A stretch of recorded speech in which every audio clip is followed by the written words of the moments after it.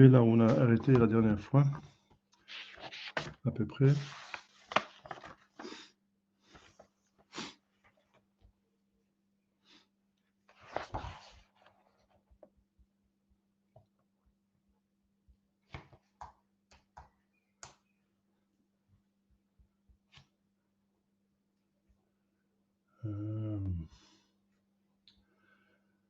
Où est-ce qu'on s'est arrêté?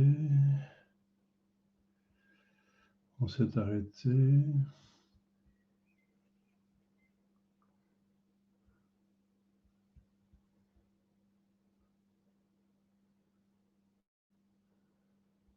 En tout cas, je vais donner une conférence sur un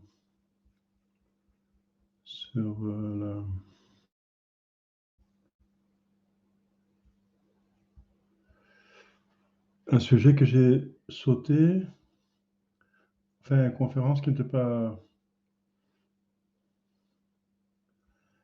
bien enregistrée, c'est celle sur notre Seigneur Jésus-Christ. Voilà.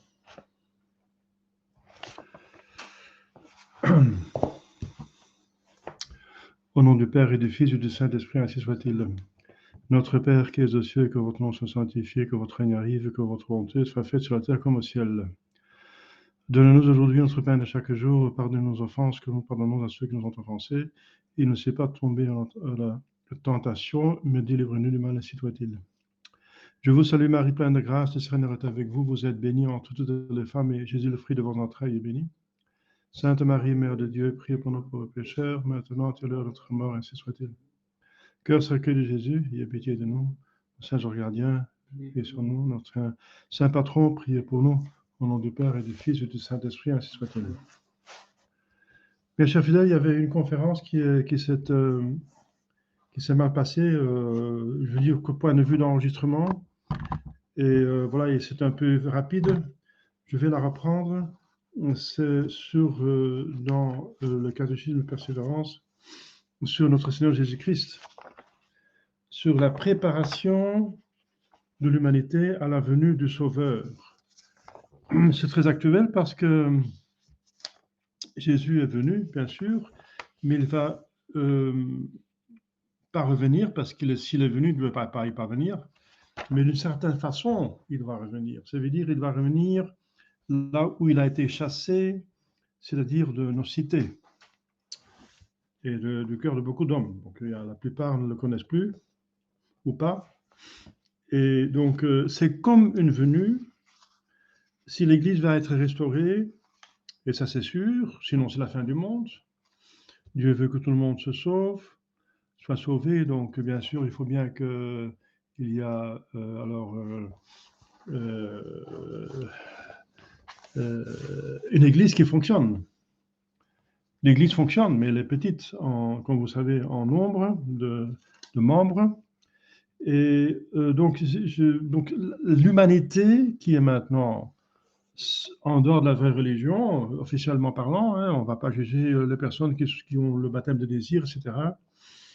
Mais officiellement, objectivement parlant, la grande partie des 8 milliards de personnes qui sont sur Terre sont dans l'erreur, plus ou moins.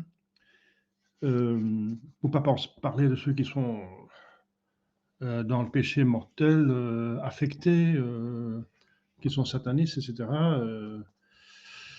On en apprend maintenant. Il y a des choses qui viennent à la surface. Mais l'humanité est comme à l'attente, même implicitement, même pas consciemment, mais chacun cherche son bonheur. Donc, et le bonheur est en Dieu. Et la voie de Dieu, c'est uniquement notre Seigneur Jésus-Christ. Il n'y a pas d'autre voie. Il n'y a pas d'autre voie. C'est l'erreur de Vatican II de dire qu'il y a des éléments de vérité et de celles dans d'autres religions. Non, parce que le salut vient par la rémission des péchés, pour commencer. Il n'y a pas de rémission des péchés sans notre Seigneur Jésus-Christ. Il fallait un Dieu-homme, un homme-Dieu, pour satisfaire à la justice de Dieu. Donc, en dehors de notre Seigneur Jésus-Christ, il n'y a pas de rémission des péchés, donc pas de salut. Parce qu'on est confronté avec des péchés mortels. Pour commencer, le péché original le péché donc d'Adam et Ève est un péché grave qui a fermé le ciel, qui a enlevé l'état de grâce.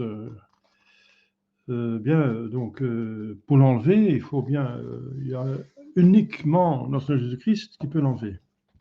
Donc, on va voir comment l'humanité, et en particulier le peuple élu,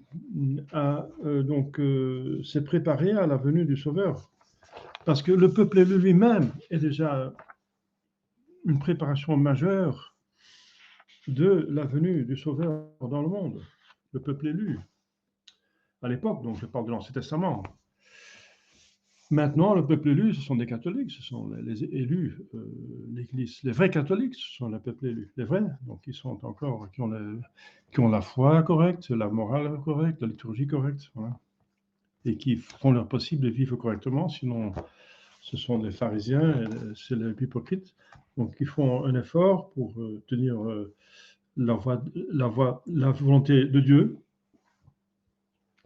Eh bien, dans l'Ancien Testament, c'était un peuple, parce que justement, j'en ai parlé déjà, mais c'est bien de le répéter, il y a beaucoup de malentendus sur l'élection des Juifs.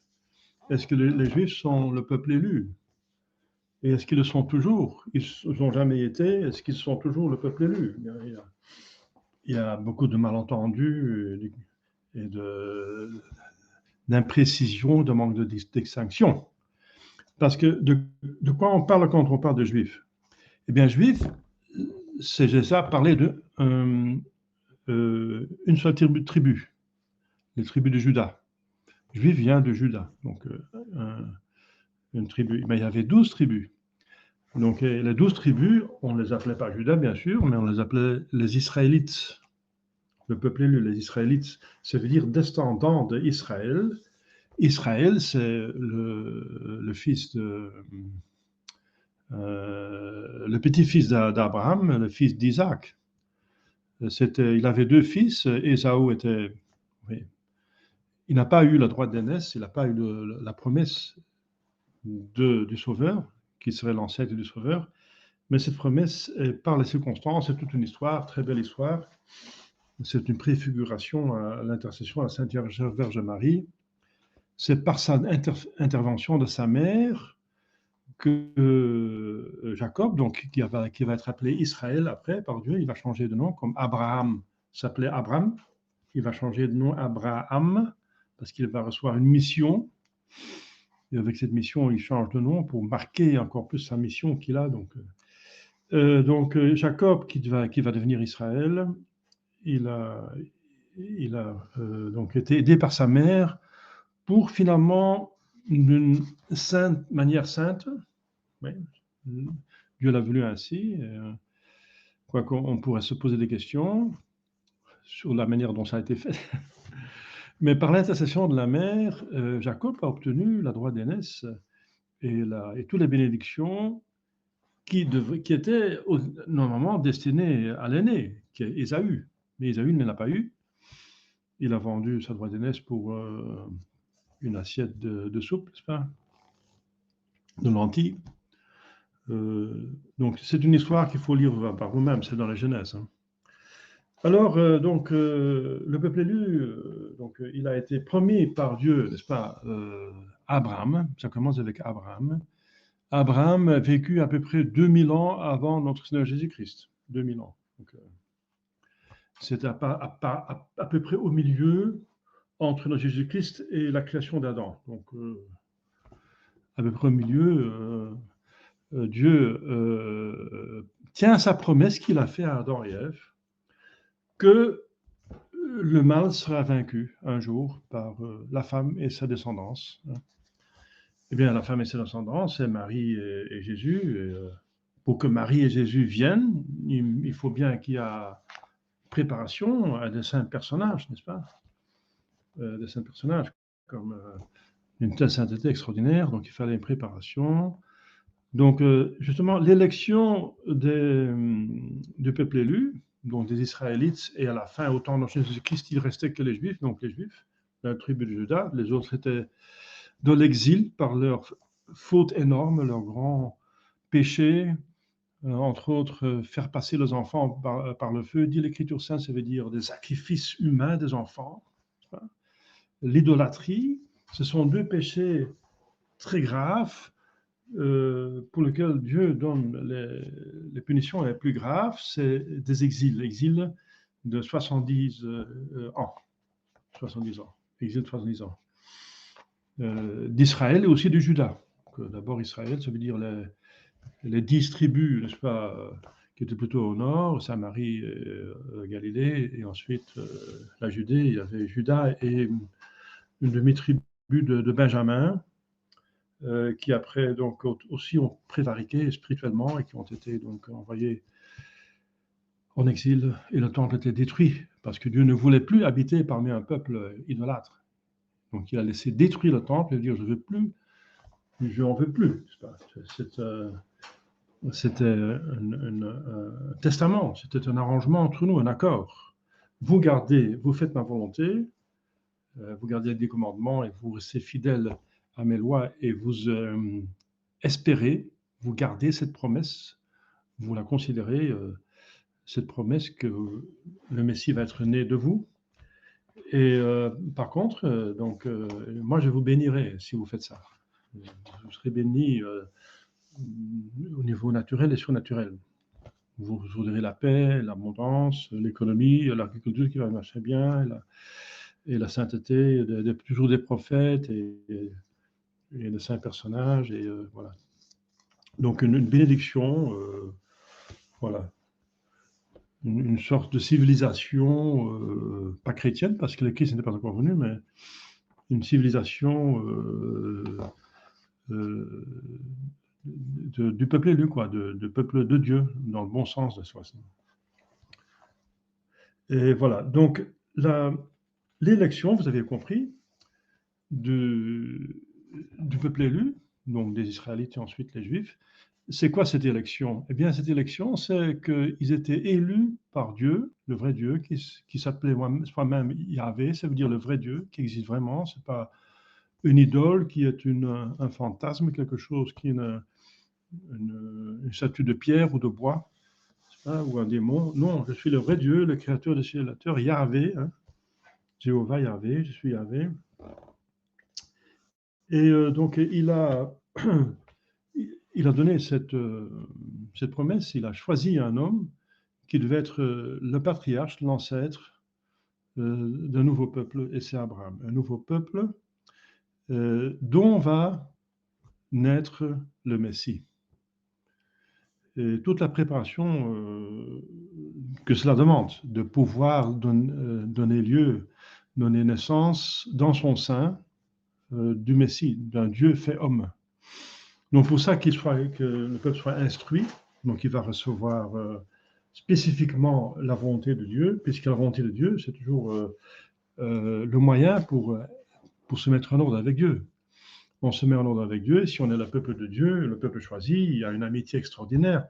Donc cette amitié s'établit en faisant du côté de l'homme la volonté de Dieu. Notre Jésus-Christ va le dire très clairement, si vous m'aimez, vous gardez mes commandements. Donc la volonté de Dieu est très importante pour avoir de bonnes relations avec Dieu. Il faut d'abord connaître la volonté de Dieu. Et c'est la première chose que Dieu a fait, c'est de se faire connaître la promesse.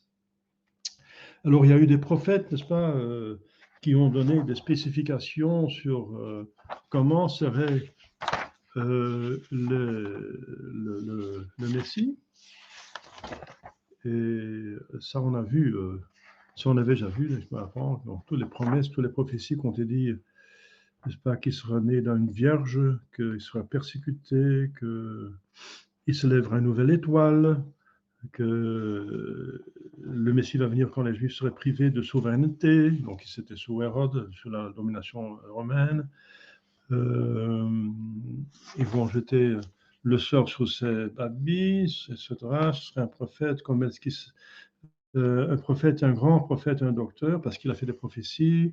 C'est un grand dramaturge, à la fois Dieu et homme, fils de Dieu, etc. Donc on a vu tout ça, tous ces détails. Mes mains et mes pieds seront transpercés, hein, etc. Donc On a vu ça. Donc, le peuple élu est donc élu pour connaître mieux le Messie. Les autres peuples n'ont pas eu ces révélations, n'est-ce pas? N'ont pas eu ces prophètes. Et donc, d'avoir des spécifications. Et aussi sur la morale. La morale. Et c'était donné spécifiquement quand ils sont sortis de l'Égypte. C'est une délivrance extraordinaire qui préfigure la délivrance des fidèles des griffes du démon. Préfiguration, n'est-ce pas, que la délivrance que Jésus va donner. Ils sont sortis de l'Égypte et échappés à la tyrannie du pharaon. Et ils ont préfiguré donc cette. Donc ils ont tout ça, c'est une préfiguration, n'est-ce pas, de cette entrée, ce passage par le désert avec la manne qui est préfiguration de la communion. Moïse va faire sortir par la foi, par la force de Dieu, de l'eau d'un rocher. Ça signifie l'eau, la grâce qui va sortir, n'est-ce pas, pour le peuple en plein désert, ça veut dire en plein pays de péché. C'est sur terre, c'est le pays, la vallée de péché, la vallée de la larme, que Dieu va faire jaillir littéralement de son cœur, n'est-ce pas, une source de vie, etc. Donc, eh bien, l'apothéose, disons, une des apothéoses de l'Ancien Testament, c'est la donation de la part de Dieu de sa volonté en détail. Ça veut dire les 10 commandements qu'il a donnés donc à Moïse. Et Moïse devait le donner au peuple, n'est-ce pas, écrit par Dieu même sur deux tables de pierre. Et donc, ensuite, bien sûr, reçoit aussi une révélation comment faire la liturgie de l'Ancien Testament en détail. Une révélation très longue, n'est-ce pas, qui était écrite dans le Lévitique. La loi est écrite dans le Deutéronomium. Ce sont des livres de l'Ancien Testament, de la Pentateuque, ça veut dire les 5 premiers livres de l'Écriture sainte. On commence avec la Genèse, l'Exode, et ensuite Deutéronomium, c'est donc effectivement l'explication de la loi. Et donc le peuple est donc élu pour recevoir en détail la morale, beaucoup plus claire, n'est-ce pas, que les païens l'ont reçu, qui ont seulement leur conscience et leur bon sens. Et, ouais, c'est beaucoup moins clair. Dieu règle déjà dans le détail. Et ensuite, ils sont élus pour faire la liturgie que Dieu impose lui-même, a suivi lui-même, comme je viens de dire. Il se fait un peuple sacerdotal, n'est-ce pas? Et tout le peuple est comme un peuple sacerdotal, mais il va avoir une tribu spéciale qui va vérifier le sacerdoce, c'est la tribu de Lévi. Donc Lévi, ça veut dire le prêtre, Kohen. Encore maintenant, il y a des Kohen et des Lévi, mais on n'a pas la certitude parce qu'il faut vraiment que ce soit du sang de Lévi. Lévi, c'est un donc des 12 enfants de Jacob. Parce que des 12 garçons, fils de Jacob, qui est devenu Israël, sont sortis les 12 tribus du peuple élu. Donc, dont Judas est le seul qui est resté au temps de Jésus. Et donc, il était élu pour cela, pour préparer la venue du Sauveur par la morale en détail. Et les grands doctes, n'est-ce pas, du peuple devaient l'étudier. Ce sont les scribes et les pharisiens. En soi, c'est pas mal d'avoir un théologien, mais le problème, c'est qu'ils n'appliquaient pas eux-mêmes ce qu'ils connaissaient et enseignaient. Donc, c'est hypocrite. Donc, c'est ça le problème, c'est pas leur connaissance de la loi qui était excellente. Jésus lui-même dit, écoutez-les. Ça veut dire qu'ils disent la vérité. Mais il dit, ne regardez pas leur acte. Hein. Écoutez leurs paroles, mais ne regardez pas leur acte. Donnez de mauvais exemples parce qu'il y avait l'orgueil, etc. Donc, en tout cas, le peuple élu connaissait donc la loi de Dieu plus qu'un autre peuple dans le monde entier. Ils avaient une liturgie, l'unique liturgie qui plaisait à Dieu dans l'Ancien Testament et qui préfigurait la liturgie du Nouveau Testament, la croix, notre Seigneur Jésus-Christ. Tous ces sacrifices, n'est-ce pas, ces holocaustes, ces offres, ces liturgies, n'est-ce pas, d'oblation qui va être d'abord dans la tente, le tabernacle, qui va être déplacé quand ils parcourent le Sinaï, donc le désert du Sinaï. Mais une fois qu'ils sont établis dans la Terre Sainte, Dieu va demander à Salomon, le fils de David, c'est un très grand roi, de construire un temple, une demeure fixe, et l'unique temple dans le monde entier où on pouvait faire cette liturgie. On ne pouvait pas faire ailleurs. Et Dieu ne voulait pas qu'on le fasse ailleurs par peur qu'on commençait à dévier, n'est-ce pas? Parce que les Israélites, le peuple israélite était très pieux, c'est très pieux, mais donc pieux, mais cette piété pouvait facilement devenir un vice quand ils se sentent attirés à faire autre chose que Dieu demande, par une mauvaise piété. Donc, je viens de dire là tantôt, si le peuple a été exilé, c'est parce qu'il commençait à faire l'idolâtrie, donc vénérer d'autres faux dieux, n'est-ce pas, d'autres entités qui étaient des diables, évidemment. Les dieux des gentils sont des démons. Astarté, Belzébuth, Baal, n'est-ce pas? Donc, Moloch, etc. Donc, c'est par une mauvaise piété. Donc, une piété qui n'a pas la foi, l'espérance et la charité de Dieu comme guide, mais qui est déréglée. Donc, une vertu peut devenir un vice si elle n'est pas réglée, n'est-ce pas, si elle n'est pas prudente. Donc le peuple élu, c'est vrai, il faut dire que les Juifs sont très religieux, très religieux. Mais le problème, c'est que cette religiosité doit être canalisée vers la vérité. Voilà, c'est ça le problème. Donc, le peuple élu, donc, qu'est-ce qui fait encore la confusion actuellement sur le peuple élu? C'est plusieurs choses. C'est, première distinction, le juif de sang et le juif de religion. C'est deux choses à distinguer.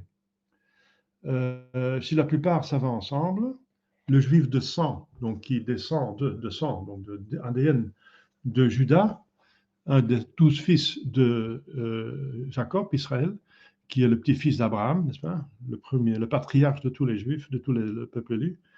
Donc, que cette descendance, n'est-ce pas? Par la descendance, vous êtes juif, ça veut dire descendant de Judas. Mais il y a une autre chose, c'est que vous êtes juif aussi si vous, dans le sens que vous acceptez la religion juive, la religion donnée par Javé dans l'Ancien Testament et surtout à Moïse. Surtout à Moïse. Donc, parce qu'il y avait des convertis, il y avait des païens qui se convertissaient, ça s'appelle les prosélytes, et qui ne viennent jamais des juifs de sang, parce qu'ils ont un autre ADN, ils ne descendent pas d'Abraham et de Jacob, mais qui sont juifs dans ce sens qu'ils vont suivre la religion juive. La religion juive, ça veut dire la religion donnée de Dieu, par Dieu aux Juifs, au peuple élu, aux Israélites, par Moïse et les autres, et les prophètes, n'est-ce pas? Surtout Moïse. Donc il y a deux choses à distinguer. Si tout va bien, c'est une et même chose. Le juif de sang, il est aussi pieux, il va suivre la religion, mais il y en a qui sont apostats et qui sont juifs de sang et qui ne suivaient pas la vraie religion. Même on va dans l'Ancien Testament, justement, c'est pour ça qu'ils étaient punis. Et il y en a qui suivent la religion juive sans être juifs de sang. Donc si on parle de juifs, peuple élu, de quoi parlez-vous? Donc, celui qui est élu et l'élection, pourquoi d'abord? Alors, l'élection, je viens de dire, l'élection est pour engendrer le Messie et pour préparer sa venue.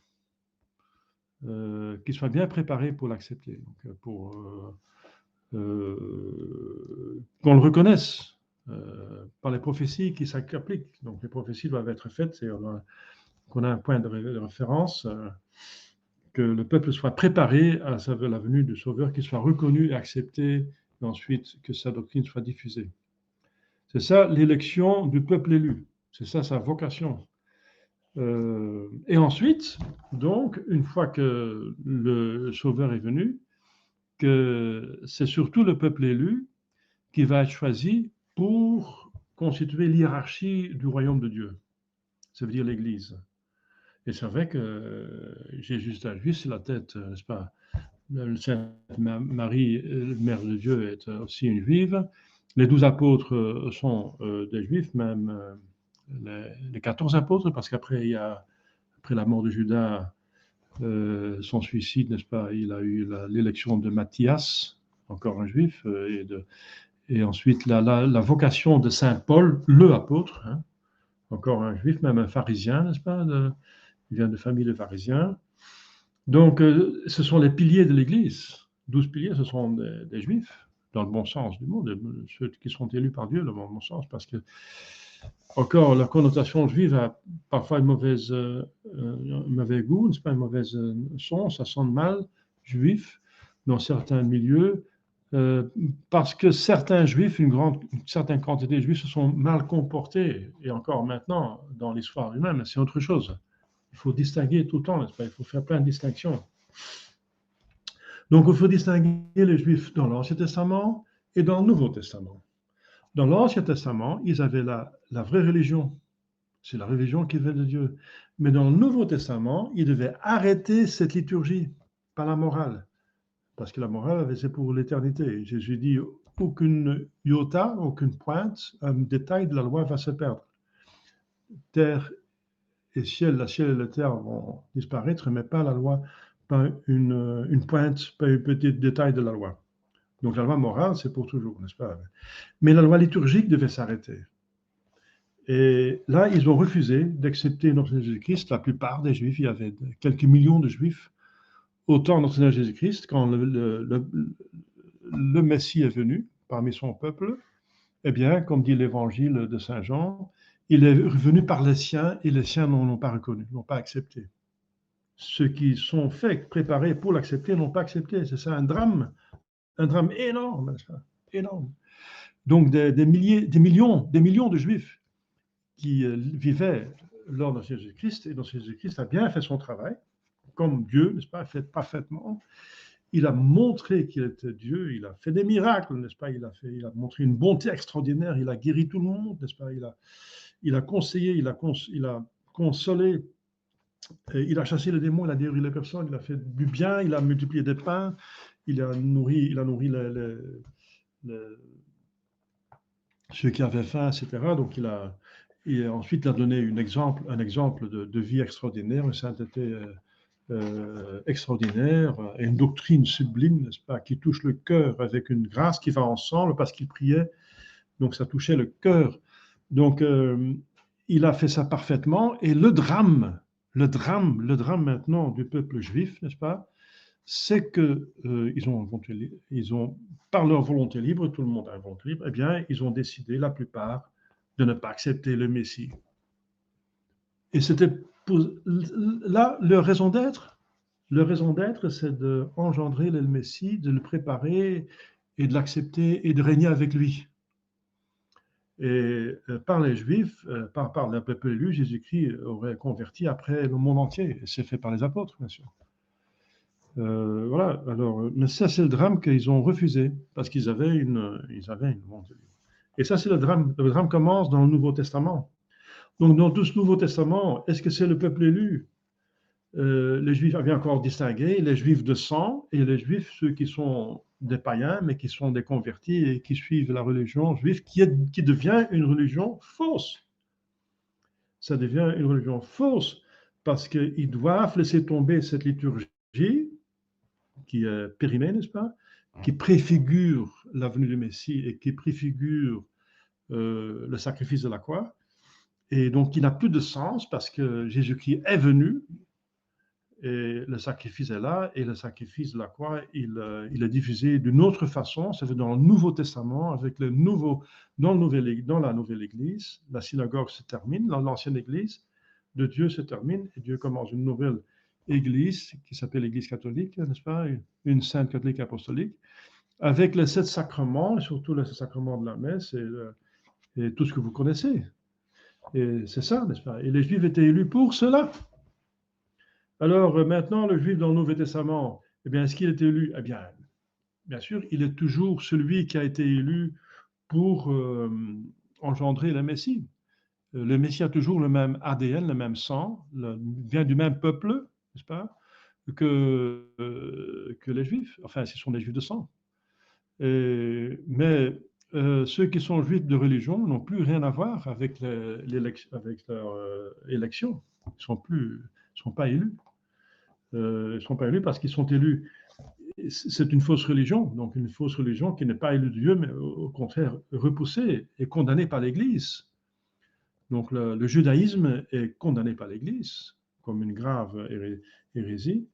Et Saint Paul a déjà combattu cette hérésie du judaïsme que les Juifs convertis voulaient introduire dans l'Église catholique. Il a combattu, il fallait arrêter la liturgie de l'Ancien Testament et toutes ces lois, n'est-ce pas, qui regardent la liturgie, tout ce qui entoure la liturgie. Et aussi, dans l'Ancien Testament, le peuple élu avait reçu de Dieu une loi civile.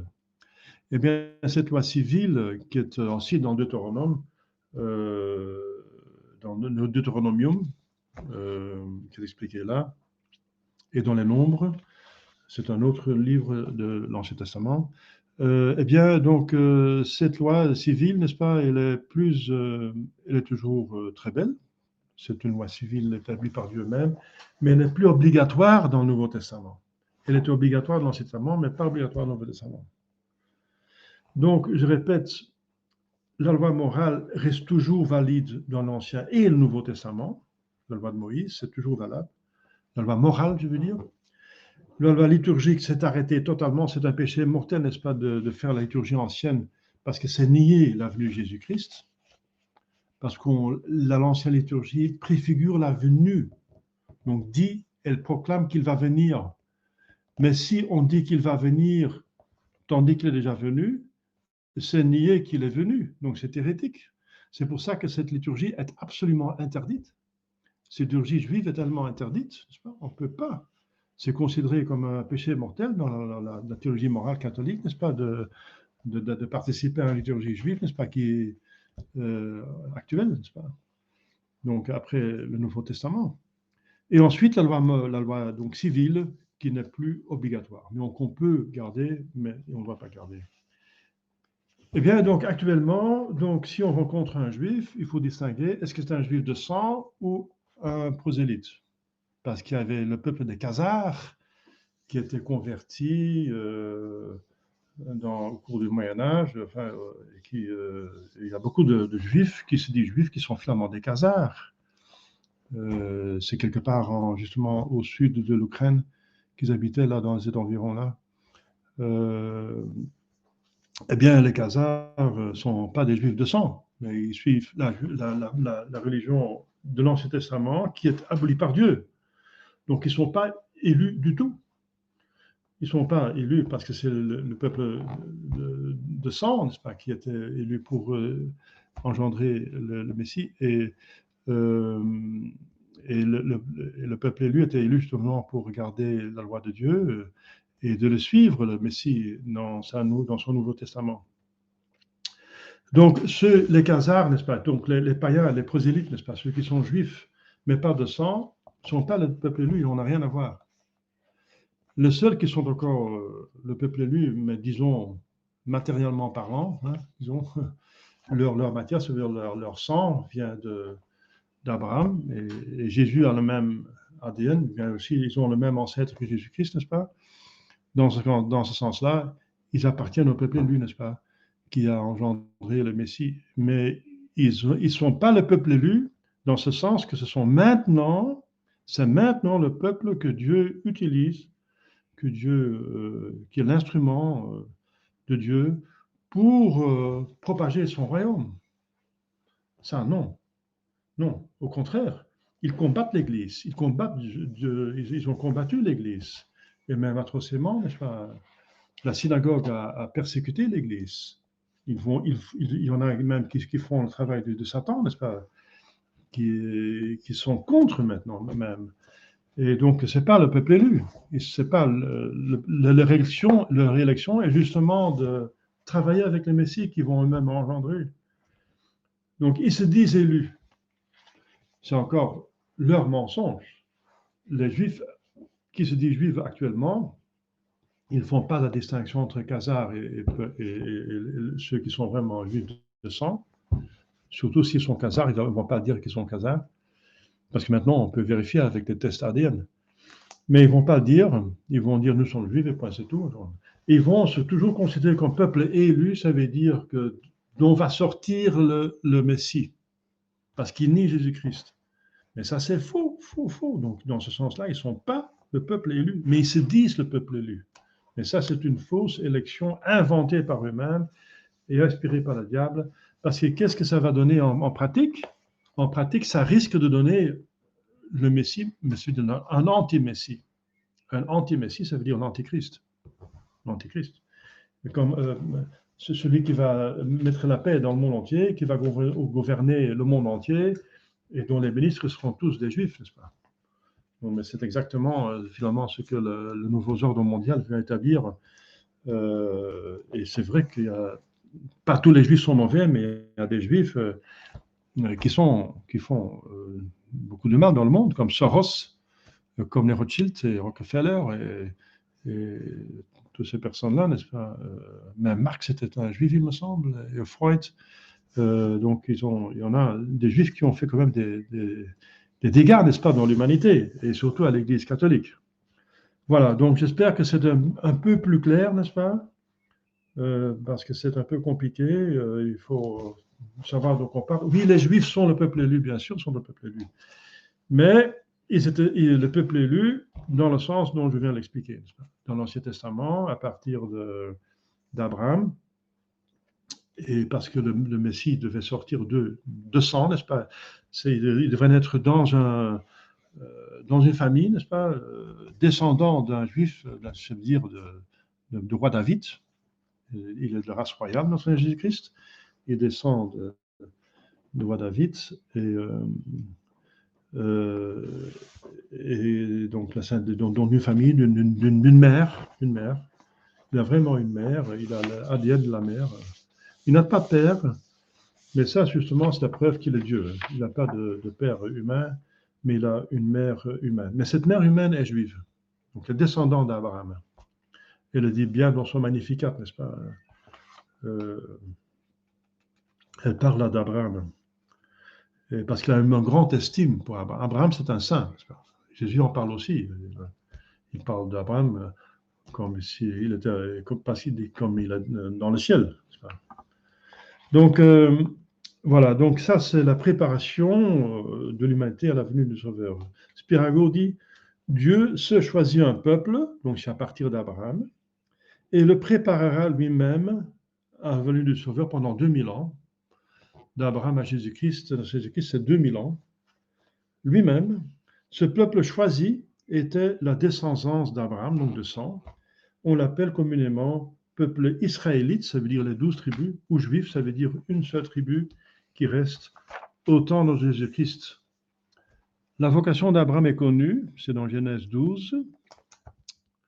Il habitait à Our, dans la Chaldée.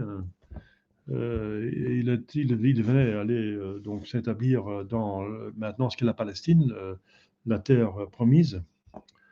Le peuple juif devait être le sacerdoce de toute l'humanité, n'est-ce pas? C'est leur vocation. C'est la deuxième vocation qu'ils ont, être élection. D'abord d'engendrer le Messie, ensuite de régner avec lui. Eh bien, partiellement, c'est réussi, parce que les 12 apôtres sont juifs, mais pour une grande partie, c'est échoué parce que c'est par une mauvaise volonté, des millions de juifs qui ont refusé de reconnaître leur propre Messie. Leur propre Messie. C'est vraiment dramatique, c'est incompréhensible. Hein. Mais c'est comme ça, c'est le fait qu'on constate. Donc ce choix n'était donc pas une réprobation des autres peuples, au contraire, c'était pour sauver tous les peuples. Mais bien, il fallait bien un homme, que Dieu se fasse homme. Et si c'est un homme, il appartient à une famille, à une tribu, à un peuple. Donc il a dû choisir un peuple. C'est pas les Français, c'est pas les Anglais, c'est pas les Flamands, c'est pas les Américains, c'est pas les Chinois, c'est pas Dieu, c'est pas les Africains, c'est pas les habitants de Togo. Dieu a fait un choix parmi tous les peuples et il a choisi le peuple israélite. Voilà, c'est le choix qu'il a fait. Et ils n'ont pas honoré ce choix de Dieu. Ça, c'est vraiment leur drame. Leur drame, mais ils seront sévèrement punis pour ça. C'est vraiment très, très dramatique, très dramatique. Jésus dit, vous allez mourir dans vos péchés. Hein, mourir dans vos péchés. Parce qu'il refuse de la reconnaître comme Dieu, n'est-ce pas? Et c'est pour ça qu'il va être mis à mort. Il va être mis à mort parce qu'il se dit Dieu. Il refuse vraiment sa divinité. Hein. Ils savent qu'il est le Messie parce qu'il réalise toutes les prophéties. Donc c'est ça leur péché. Donc ce n'est pas une réprobation des autres peuples, au contraire. C'est comme l'élection de la Sainte Vierge Marie comme super sainte. C'est pas la réprobation de tout le reste qu'on est moins saint. Non, mais c'est un instrument pour nous sauver. De plus que la Sainte Vierge est sainte, de plus qu'elle peut nous aider. C'est dans ce sens-là qu'il faut le voir. Il n'y a pas de jalousie et pas de concurrence dans le ciel, n'est-ce pas? La sainteté de l'un profite à l'autre. Donc, ce n'était pas une réprobation des autres peuples, mais au contraire, c'était pour sauver tous les peuples, par les Juifs. Et puisque les Juifs ont refusé, Dieu a cherché d'autres personnes. Voilà. Les Français sont maintenant fiers que Dieu agit per flankos, hein, Dei gesta per flankos. Eh bien, c'est parce qu'ils ont été généreux, ils se sont convertis. C'est le deuxième peuple qui s'est converti. Le premier, c'est l'Arménien, mais ils sont tombés dans le schisme, ils sont devenus schismatiques. Et la France, c'est donc le deuxième peuple qui s'est converti en tant que peuple, mais qui est finalement dans l'Église la fille aînée, parce que l'autre n'est plus fille de l'Église, les Arméniens. Donc la fille de l'Église, et dans ce sens, c'est aussi une élection. Hein. Mais il faut être fidèle. L'élection fonctionne quand on est fidèle. Quand on n'est pas fidèle, ça tourne mal, n'est-ce pas? Très mal, parce que de plus haut qu'on vole, de plus bas qu'on peut descendre. Donc, c'est le drame maintenant de la France, n'est-ce pas? Après la Révolution française, qui s'attaque au Christ, qui est contre la religion, qui est déicide, n'est-ce pas? Qui veut, enfin, je veux dire dans le sens qu'elle veut tuer, exterminer Dieu dans l'Église. L'Église, ils ont voulu exterminer l'Église physiquement avec la Révolution française. Ils n'ont pas réussi, mais maintenant les ennemis ont continué à essayer de détruire l'Église, comme vous savez, par infiltration. Donc ce choix n'est pas une réprobation des autres peuples, mais une preuve que Dieu prenait soin d'eux, justement. Il voulait que chaque homme qu'il a créé aille au ciel. Aussi, à chaque promesse du Rédempteur, Dieu déclarait que le Rédempteur rendrait heureux tous les peuples. On voit ça dans les textes de Noël, de l'Avent. Donc la préparation du peuple élu à la venue du Sauveur consista en de lourdes épreuves et une loi sévère. C'est vrai, c'était pas facile, la loi de Dieu, le 10 commandements, c'est la morale la plus élevée, la plus parfaite, la plus sévère, oui, si on peut dire, dans le bon sens, de tous les systèmes moraux, n'est-ce pas, dans les autres religions. En nombreux miracles, pour prouver que c'est lui qui parle, n'est-ce pas, qui est en train d'agir avec eux, et de l'enseignement par les prophètes. Donc de lourdes épreuves, par exemple l'épreuve de l'Égypte, rendu en esclavage et ensuite délivré. C'est une grande épreuve. Une loi qui était donnée spécifiquement, n'est-ce pas, comme j'allais dire, morale, civile et liturgique, et nombreux miracles qui, à chaque fois, donc, pendant les cours des siècles, il y a eu des miracles. Les prophètes ont fait des miracles. Élie a même ressuscité des morts, Élisée a ressuscité des morts. Des miracles pour montrer que c'est Dieu qui parlait par les prophètes. Les patriarches, les prophètes, les juges, les rois. Hein. Et l'enseignement qui donne l'enseignement, la révélation qui avance. Et on reçoit toujours des détails sur jusqu'à ce qu'elle soit accomplie, la révélation avec notre Seigneur Jésus-Christ et la mort du dernier apôtre. Alors la révélation est parfaite.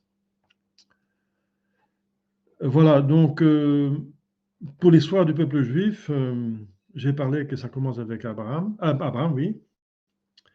Et les descendants d'Abraham demeurent d'abord dans la Palestine, donc qui va devenir le peuple, la terre promise, où ils vont s'établir définitivement dans les vues de Dieu, si seulement ils étaient restés fidèles. Mais parce qu'ils ont, justement, ils sont tombés de leur rôle, ils ont refusé leur rôle d'accepter le Messie, eh bien, ils ont été chassés de leur propre pays et Jérusalem a été détruit en 70, n'est-ce pas? Mais ce n'était pas prévu.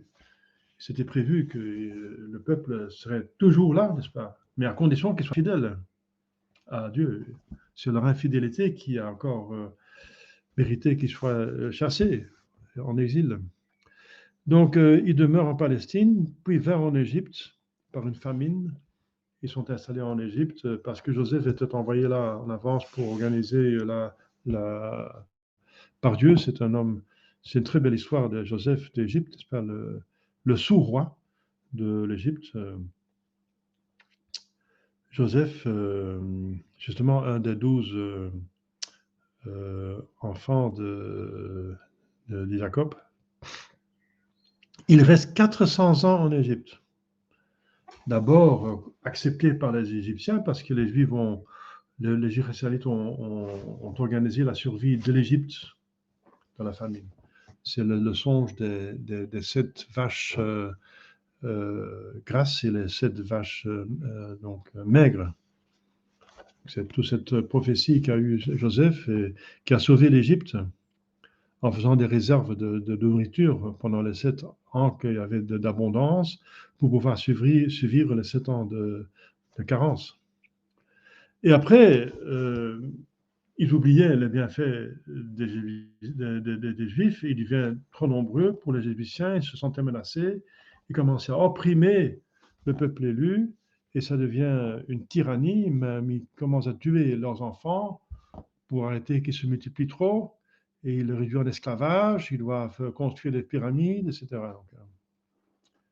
Et c'est à ce moment-là que Dieu envoie un sauveur, Moïse.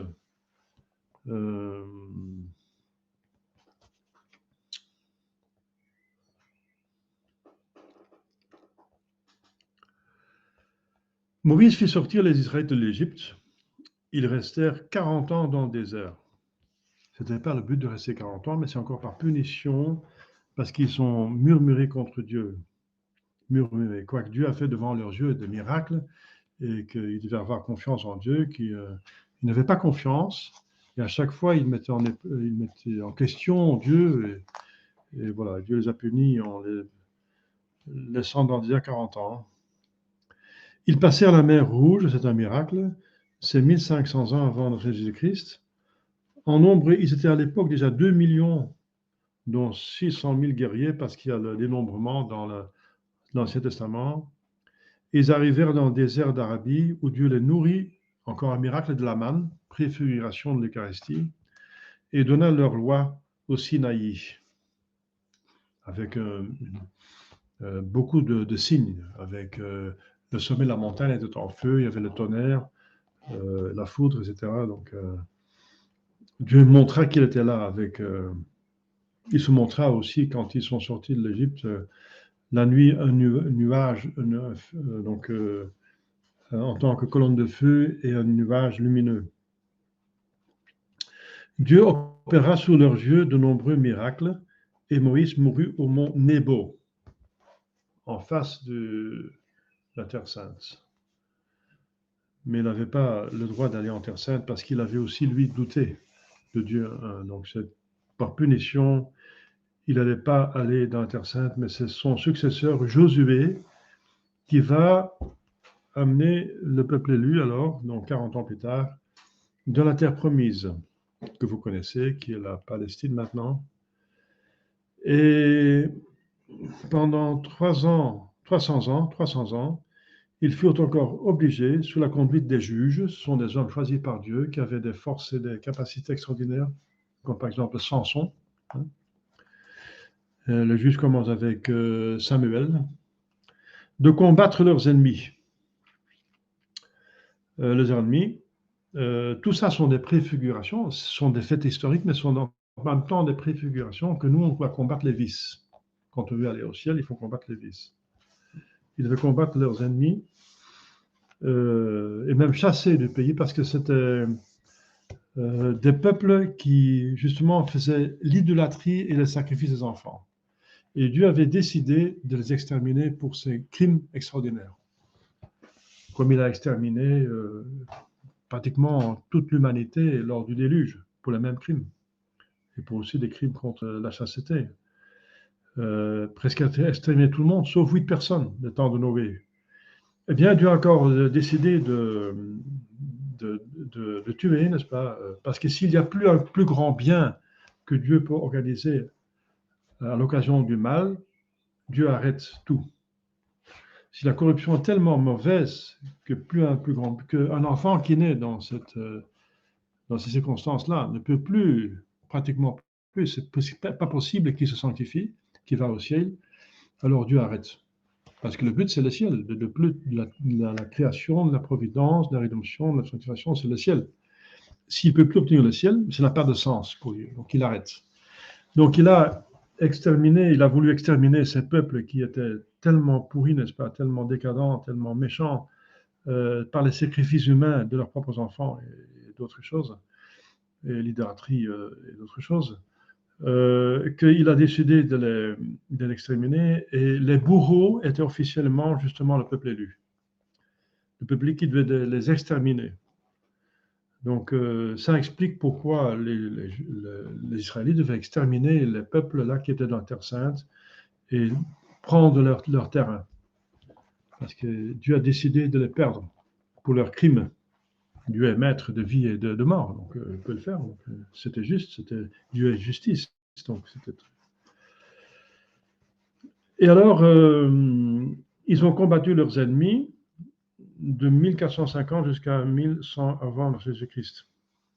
Donc, Josué, le successeur de Moïse, partagea la terre promise entre les 12 tribus. Les juges étaient les chefs suscités par Dieu en des moments d'épreuve. Ils commandaient le peuple à la guerre, combattaient les ennemis et rendaient la justice. Les principaux furent Gédéon, Jephthé, Samson, Samuel, qui fut le dernier juge. Voilà, le plus connu. Mais c'est très intéressant de lire la Genèse. Lisez ça. C'est très, très passionnant. C'est très, très, très beau, n'est-ce pas? C'est magnifique. Pour ça, il faut une bonne écriture sainte. Les Israélites furent ensuite gouvernés par des rois, parce qu'ils réclamaient des rois. Donc, pendant les juges, c'était Dieu finalement lui-même qui gouvernait le peuple. Quand il y avait un problème, il désignait un homme, et puis l'homme, après qu'il a accompli sa tâche, il disparaissait, il n'était plus besoin, il n'a plus besoin. Donc, c'est Dieu qui guidait le peuple. Mais il voulait un roi comme tout le monde. Il ne voulait plus que Dieu règne directement, et Dieu s'en plaint, n'est-ce pas? Mais il donne quand même un roi. Et alors, donc, c'est le roi vont commencer, c'est à partir de 1100 jusqu'à 975 avant Jésus-Christ. Saul, David et Salomon, ces rois. Donc, le premier est Saoul. Mais Saoul était au début, il était bien, mais une fois qu'il a goûté du pouvoir, il devient cruel. Et après, donc, il devient désobéissant à Dieu, il est repoussé, et Dieu se choisit un autre roi, ça veut dire David, qui devait devenir un saint. quoiqu'il va encore pécher gravement avec une femme, mais il va faire une très lourde pénitence pour cela. Et il va finir dans une sainteté. Ça, il va dire, c'est lui qui a écrit les psaumes, n'est-ce pas? Les psaumes de David. Son successeur, donc David, donc le successeur de Saoul, se distingua par sa piété. Il a vécu de 1550 jusqu'à 1015. Il composa beaucoup de psaumes et reçut de Dieu la promesse que le Sauveur descendrait de lui. Donc le Messie, c'est le fils de David. Hosanna filio David. Hosanna filio David. Donc quand les Juifs disent Hosanna filio David, ça veut dire Hosanna le Messie. Fils de David, ça veut dire le fils de David, ça veut dire le Messie. Parce que la prophétie était qu'il va descendre de lui. Et Jésus-Christ descendait effectivement par Marie de David, et même par Joseph, quoiqu'il n'était pas son fils, parce qu'il fallait se marier dans la même tribu. Donc Marie, quand elle est de David, forcément Joseph est aussi de David. Tombé par légèreté dans 2 grands crimes, donc David, il fit une sévère pénitence. Son fils Absalom se révolta contre lui, ça c'est un châtiment de Dieu pour son péché, mais sans succès. Son fils Salomon bâtit le temple, voilà, c'est lui qui va construire le temple de Salomon, n'est-ce pas? Magnifique, merveilleux, en 1012 avant Jésus-Christ, mais qui est détruit après, qui est détruit par la prévarication encore d'Israël. Dieu a détruit le temple, et alors il y a un temple qui va être reconstruit au temps de Jésus. Le temple reconstruit, c'est le temple qui est reconstruit par Hérode. Le temple de Jésus-Christ, du temps de Jésus-Christ, c'était le temple qui est plus grand que celui de Salomon, et qui était donc le temps de Jésus-Christ. Et donc Salomon, qui fut célèbre par la magnificence de sa cour, il avait une grande sagesse, et écrivit le livre des Proverbes et de l'Ecclésiaste et l'Ecclésiastique. Donc plusieurs livres de l'Ancien Testament viennent de Salomon. Après la mort de Salomon, malheureusement, il est mort dans des mauvaises circonstances, parce qu'il a péché avec des femmes. Il a même accepté que les femmes fassent l'idolâtrie dans les jardins du palais. Donc il a mal terminé, Salomon. Il avait trop d'attachement à ses femmes, n'est-ce pas? Le royaume se divisa en 2 parties, encore comme châtiment pour les péchés de Salomon. Se divisa en 2 parties, le royaume d'Israël au nord, qui avait 10 tribus, et celui de Juda au sud. Celui du nord va s'arrêter en 722 par la dispersion, la diaspora, par l'exil, et le Juda va s'arrêter en 200 ans, enfin 150 ans plus tard, aussi par prévarication. Donc, ils vont être envoyés en exil. Mais ils vont donc exister pour encore des centaines d'années, ces 2 royaumes. Le royaume d'Israël sont 10 tribus, et dessus une tribu et demie, Juda et Benjamin. Et c'est de Juda que va sortir le Messie, bien sûr, comme vous savez. Salomon eut pour successeur Roboam, son fils. Celui-ci chargea le peuple de plus d'impôts encore que son père. Et alors les 10 tribus du nord firent-elles schisme à cause de la sévérité de Roboam, et fondèrent le royaume Israël.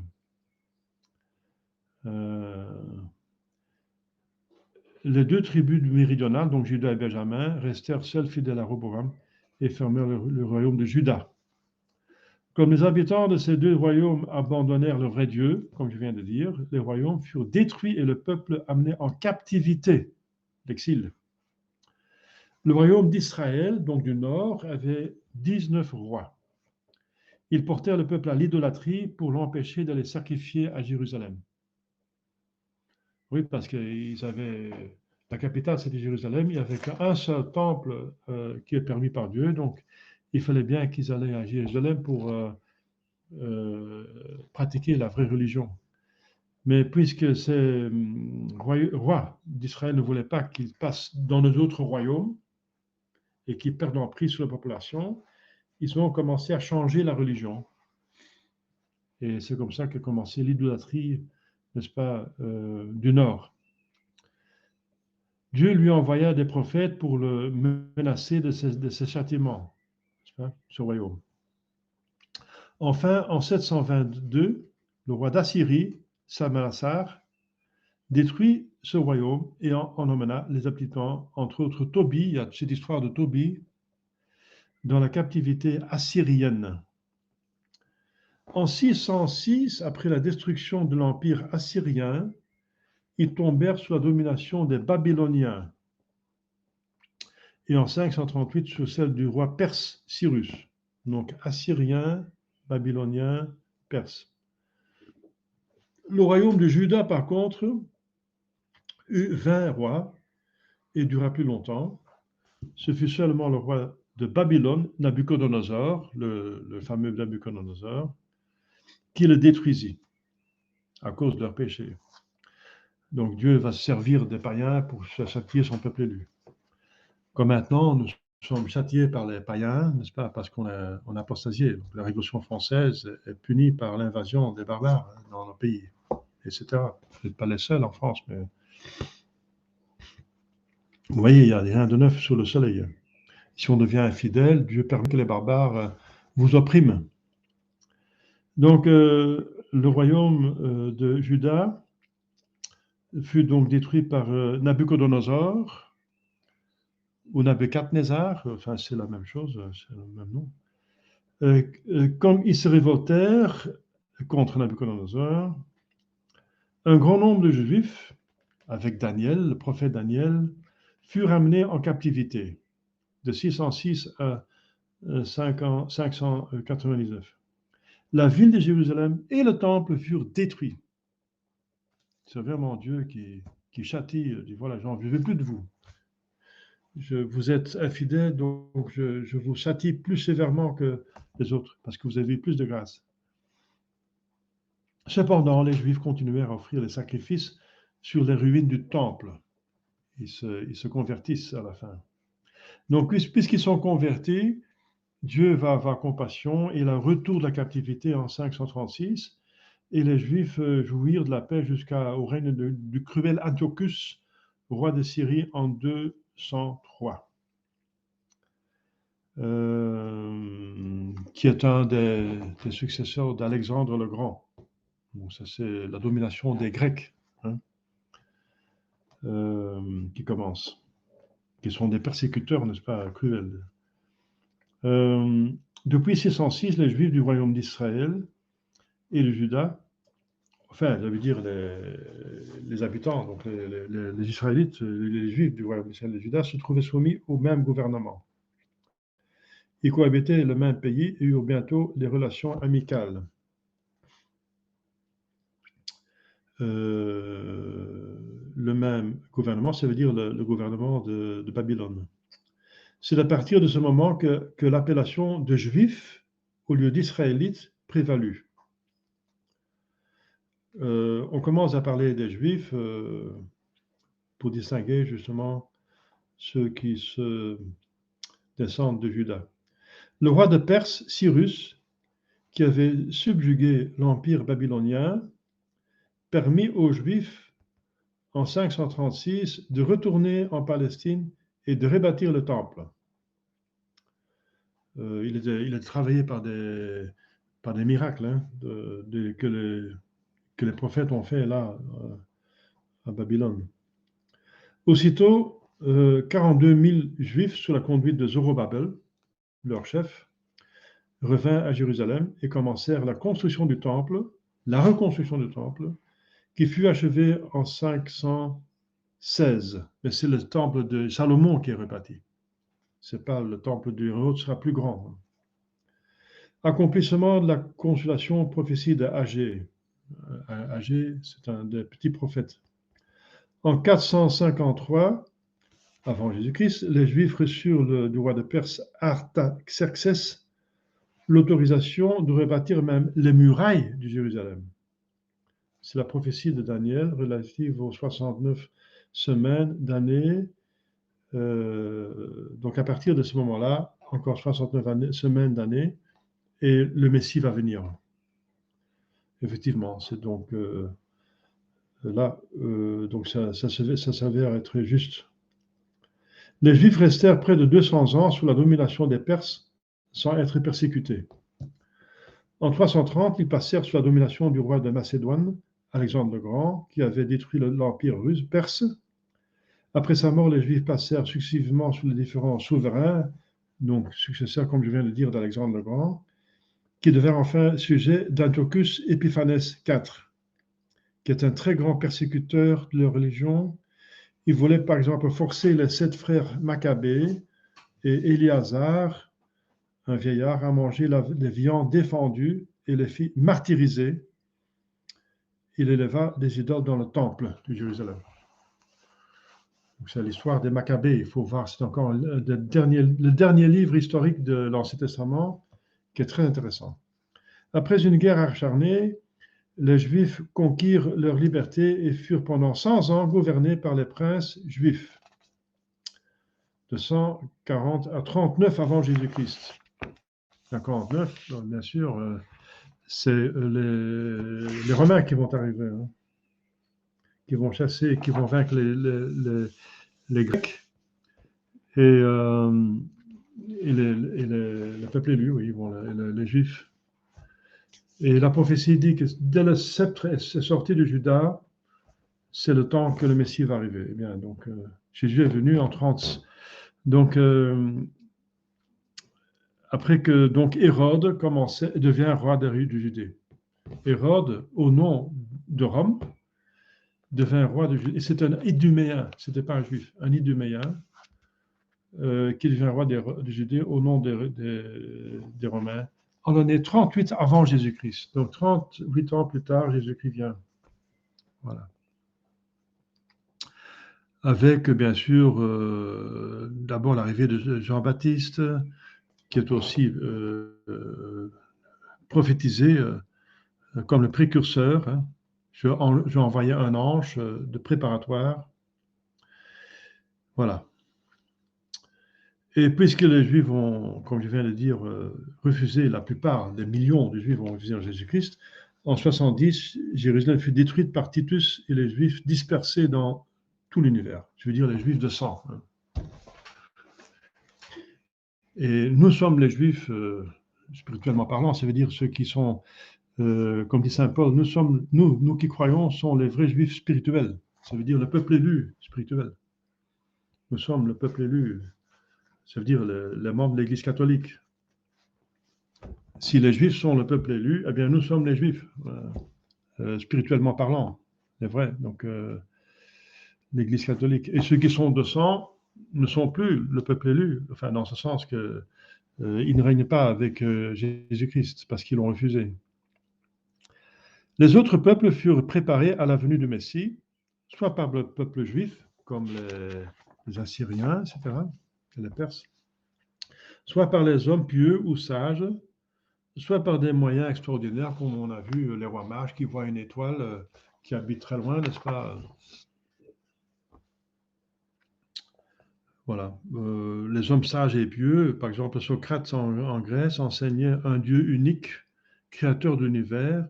Il démontrait la folie de l'idolâtrie, se distingua par sa tempérance, son désintéressement, sa douceur, son intrépidité, et fut condamné à mort pour cette doctrine en 399. Job en Arabie, Joseph en Égypte, Jonas à Ninive, Daniel à Babylone remplirent ce rôle. Leur vertu extraordinaire, intrépide, confession de leur foi, les miracles opérés par Dieu en leur faveur, les 3 jeunes gens dans la fournaise, hein, cette histoire qui est connue, Daniel dans la fosse au lion, n'est-ce pas, devaient nécessairement montrer aux païens quel était le vrai Dieu. Il en résulta que quelques païens adoptèrent la religion juive, donc deviennent des prosélytes. Hein. On les nommait donc les prosélytes. Dieu éclaira aussi les gentils par les moyens extraordinaires. Hein, donc le centurion Corneille par un ange, le roi Balthazar par la main mystérieuse sur la muraille, c'est dans le livre de Daniel, 5e chapitre. Le roi Nabuchodonosor par un songe miraculeux se rapportant au vrai Dieu et au Messie, c'est dans Daniel 11. Balaam par une ânesse, dans le nombre 22. Ainsi, comme nous le verrons plus tard, trouve-t-on réellement chez les païens l'espérance du Rédempteur. Avant d'envoyer le Sauveur, Dieu laissa tomber tous les peuples de l'univers dans une profonde misère pour leur faire désirer ce Sauveur avec plus d'ardeur et lui préparer un accueil plus joyeux. Eh bien, c'est ce qu'on voit maintenant. Bien sûr, l'Église va être restaurée, mais on tombe dans une très grande misère, de plus que grande de la misère, de plus que on peut espérer que la restauration de la chrétienté va se faire, parce que justement, Dieu laisse tomber les peuples dans une profonde misère pour faire éclater après la rédemption, l'Église, son Église. Voilà. Mes chers fidèles, c'est un petit peu, en gros, en résumé, la préparation concrète de l'humanité à la venue du Sauveur. Est-ce qu'il y a des questions? Parce qu'on a quand même dépassé l'heure. Mais c'est pour ne pas casser le récit que j'ai continué. Une question par ici? Quand les Arméniens ne peuvent plus être nommés fille aînée de l'Église, comment on peut les Français être maintenant? Qui ça? Les Français qui ont... Oui, mais qu'est-ce qui ne peut pas être nommé? Les Arméniens. Ah oui. Comment les Français qui sont aussi en schisme et en hérésie, Oui. totalement. Oui. Oui, ces Arméniens sont tombés dans le schisme, mais ils sont pratiquement tous. Je ne pense pas qu'il y ait des Arméniens catholiques. Mais les Français sont aussi tombés avec la Révolution française dans la possibilité. Mais pas tous. Pas tous, hein. On a eu une extraordinaire réaction. On a eu les 300 000 martyrs de la Vendée. Il y a encore pas mal de Français qui sont catholiques. La plus grande concentration, même de ces vacantistes, de vrais catholiques, c'est en France. C'est en Bretagne, en Vendée, là où justement le sang des martyrs a coulé. Donc on ne peut pas dire que tous les Français sont... il reste un petit nombre, mais parmi tous les peuples, il reste un petit nombre. Quel peuple est resté? Il n'y a aucun peuple qui est resté fidèle. Ils l'ont tous découronné. C'est pour ça qu'il n'y a plus de chrétienté. La chrétienté, c'est les hommes de pouvoir qui se mettent au service de l'Église, qui sont pieux, qui deviennent des saints, comme un Charlemagne, n'est-ce pas, un Charles Quint, un Pépin le Bref, un Saint-Henri, un Saint-Louis, un Saint-Étienne. Mais maintenant, on n'a plus aucun pays qui accepte la vraie Église catholique. Tous. Mais la plus grande concentration, en Europe en tout cas, des vrais catholiques, c'est en France toujours. On ne peut pas dire que la France est devenue totalement apostate. Au contraire, la plupart des fidèles sont encore en France. Donc, heureusement. Et la prophétie, toutes les prophéties disent aussi que le grand pape et le grand roi va être un Français. Dieu va utiliser encore le peuple qui est le plus fidèle, va l'utiliser comme son instrument pour la réparation. Voilà. Il faut être honnête, il faut être objectif. Ça va? Bon, on va arrêter ici, je pense. Ça va être enregistré sur ma chaîne YouTube, comme vous savez. Au nom du Père et du Fils et du Saint-Esprit, ainsi soit-il. Notre Père qui es aux cieux, que votre nom soit sanctifié, que votre règne arrive, que votre volonté soit faite sur la terre comme au ciel. Donnez-nous aujourd'hui notre pain de chaque jour, et pardonnez nos offenses, que nous pardonnons ceux qui nous ont offensés. Et il ne se pas succomber à la tentation, mais délivrez-nous du mal, ainsi soit-il. Je vous salue Marie, pleine de grâce, le Seigneur est avec vous, vous êtes bénie entre toutes les femmes, et Jésus, le fruit de vos entrailles, est béni. Sainte Marie, Mère de Dieu, priez pour nous pauvres pécheurs, et maintenant et à l'heure de notre mort, ainsi soit-il. Saint Joseph, priez pour nous. Saint Jean Gardien, veillez sur nous. Nos saints patrons, priez pour nous. Au nom du Père et du Fils et du Saint-Esprit, ainsi soit-il. En union de prière.